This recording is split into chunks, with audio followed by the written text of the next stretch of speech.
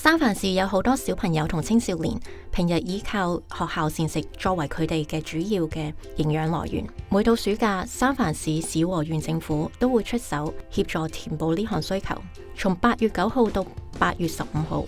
兒童青少年及其家庭服務局 DCYF 將會喺全市贊助50個暑期供餐地點，逢星期1至5免費為18歲以下嘅青少年提供健康嘅早餐、午餐同埋小食，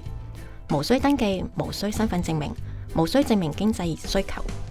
只要你係18歲或以下，響供餐時間去到開放嘅地點，就可以享用免費餐膳或小食。其中15個地點對公眾開放，其餘35個就係俾已經參加咗個別暑期活動嘅青少年使用。想揾你附近嘅供餐地點，請瀏覽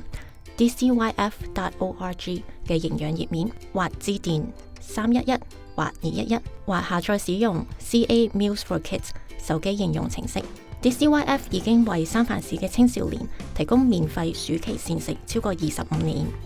今年響整體經費縮減嘅情況下，呢項服務嘅需求比以往更加迫切。請幫助我哋一齊傳開呢個訊息。今個夏天，三藩市嘅小朋友同青少年可享用免費膳食。